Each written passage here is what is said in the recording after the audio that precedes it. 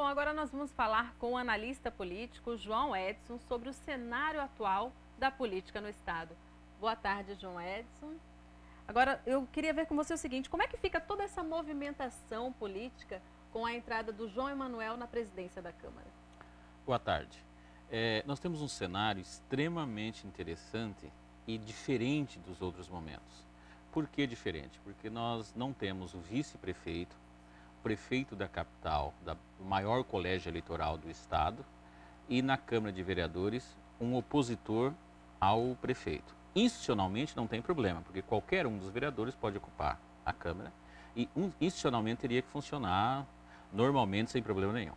Acontece que nem sempre o processo é meramente republicano, com interesse exclusivo no município. O que pesa na gestão Mauro Mendes? A questão dele não ter a presidência da Câmara e não ter o vice-prefeito. Pesa a eleição de 2014. Isso já é uma porta que fecha para qualquer possibilidade de uma candidatura em 2014, uma vez que ele é isolado do ponto de vista eletivo, ele está isolado, ele não tem um vice para assumir e não tem a presidência da Câmara do seu lado.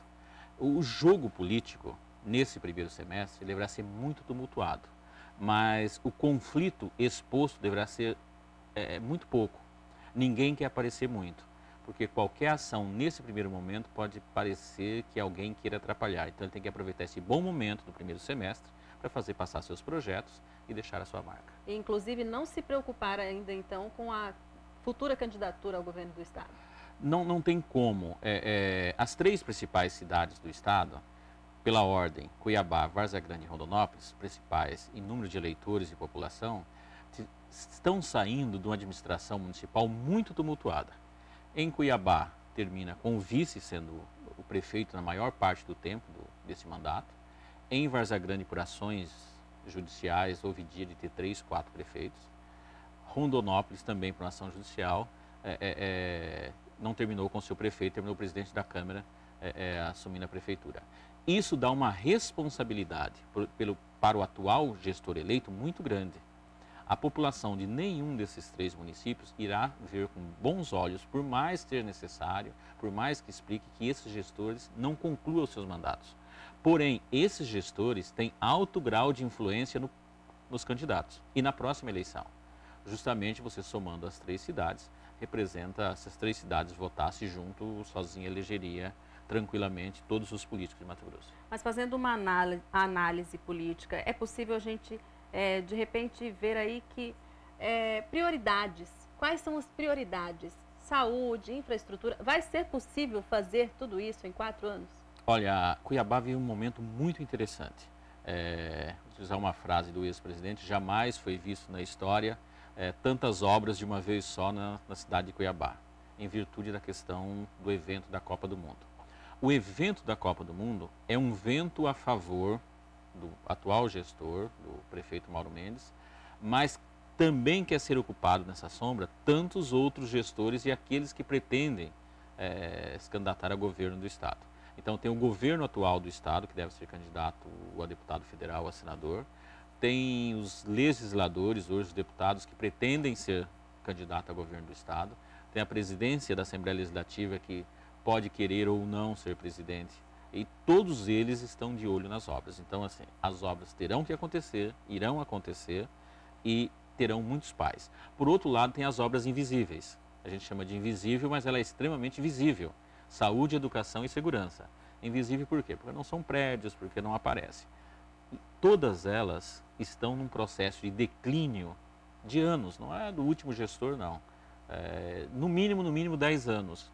No mínimo 10 anos que a segurança está ficando pior, no mínimo 10 anos que a saúde está ficando pior, no mínimo 10 anos que a educação, por mais que avançou em determinados pontos, ainda existe vários vácuos. Esse trabalho social, ele faz com que diminua a pressão sobre o gestor, mas ele não traz dividendos ao gestor.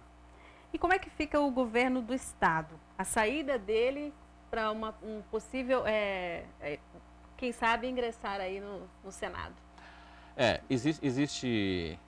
Quebrou-se a regra, né?